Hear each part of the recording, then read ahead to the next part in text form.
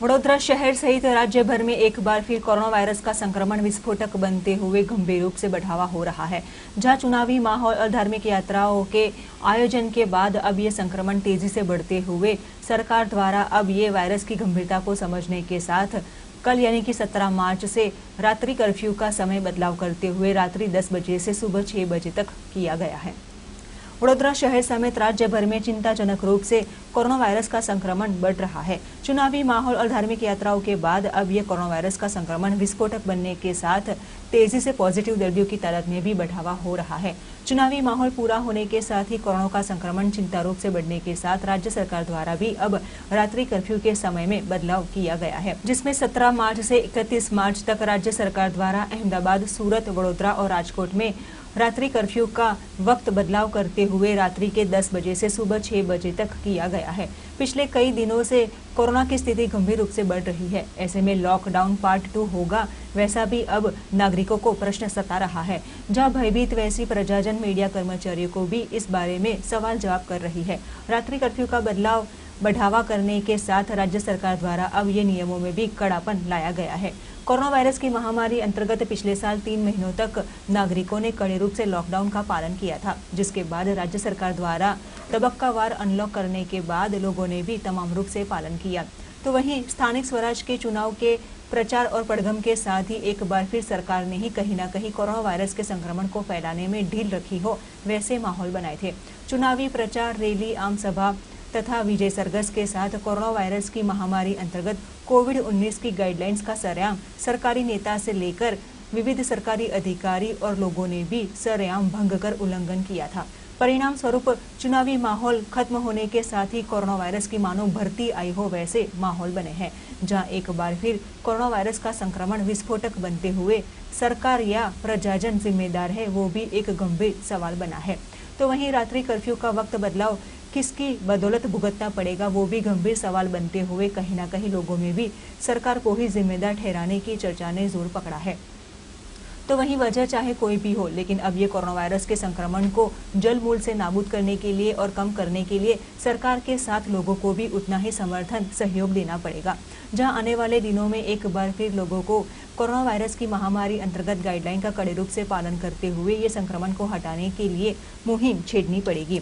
जहां बढ़ रहे कोरोना वायरस के संक्रमण अंतर्गत आज वडोदरा शहर भाजपा प्रमुख वैसे डॉक्टर विजय शाह तथा मेयर केयू रोकड़िया ने भी कहीं ना कहीं चुनावी माहौल और धार्मिक यात्राओं के कारण ये संक्रमण तेजी से बढ़ा है, उसका स्वीकार किया था और आने वाले दिनों में इस प्रकार के आयोजन में लोगों को भीड़ इकट्ठा नहीं करने की अपील करते हुए कोरोना महामारी को नाबूद करने के लिए तमाम नियमों का पालन करने की अपील की गई थी।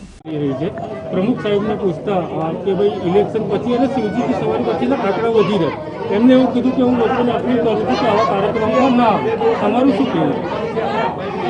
જે રીતે એક સમય હતો કે કોરોનાના કેસ વડોદરા શહેરમાં ખૂબ ઓછી સંખ્યામાં આવતા હતા, 40 થી 42 જેટલા, આજે કોરોનાના કેસ એ વધી રહ્યા છે।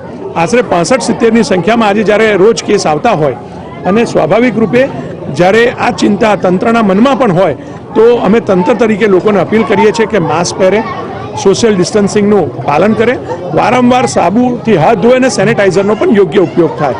આના માધ્યમથી કોરોનાને નાથવામાં આપણે સક્ષમ થઈશું। એની સાથે જે રસીકરણની વાત છે કે 60 વર્ષથી મોટી ઉંમરના અને 45 થી 60 વર્ષના કે જેમને ગંભીર બીમારી છે તેઓ પણ રસીકરણનો લાભ લે, જેના માધ્યમથી આપણે કોરોનાને સ્પ્રેડ કરતો અટકાવી શકીશું। અને જ્યાં સુધી વાત છે કે જાહેર કાર્યક્રમોની, હું આપના માધ્યમથી જનતાને અપીલ કરવા માંગુ છું કે જાહેર કાર્યક્રમોમાં જવાનું પણ ટાળવું જોઈએ અને આજે આયોજકોને પણ વિનંતી કરું છું કે મોટા મેળાવડા થતા હોય જ્યાં 100ની ઉપર સંખ્યા થતી હોય એ કાર્યક્રમો કરવાનું હાલમાં ટાળવું જોઈએ। નગરજનોને શું અપીલ કરવા માંગો છો? જે રીતના કેસો વધી રહ્યા છે છેલ્લા થોડા દિવસથી વડોદરા શહેરમાં અને સામાન્ય રીતે જોવા જઈએ તો સમગ્ર રાજ્યમાં કોરોનાના કેસો વધ્યા છે।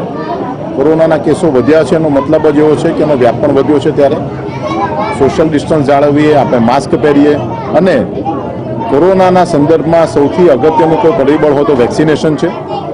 60 વર્ષથી મોટી ઉંમરના સૌ લોકોએ વેક્સિનેશન લેવું જોઈએ।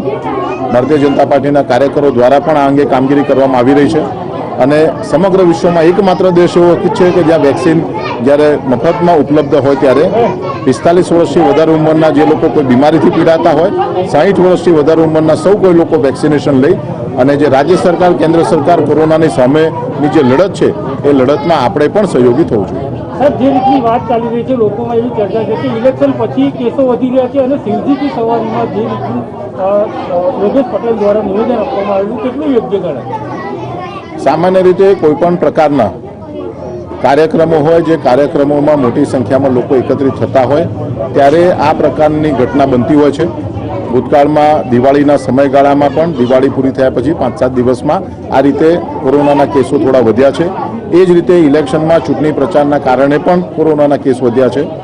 મતદાન ગણતરી પૂરી થઈ અને જ્યારે બધા લોકોના વિજય સરઘસ હતા ત્યારે પણ ગણતરી વધી છે અને હવે આ કાર્યક્રમ પછી પણ આ કોરોનાના કેસોની સંખ્યા વધી છે. ત્યારે વડોદરા શહેરના લોકોએ પોતે જાગૃત થઈ અને આ પ્રકારના કાર્યક્રમોથી દૂર રહેવું જોઈએ અને વેક્સિનેશનની જે વાત છે, વેક્સિનેશનમાં સૌએ સહયોગ આપવો.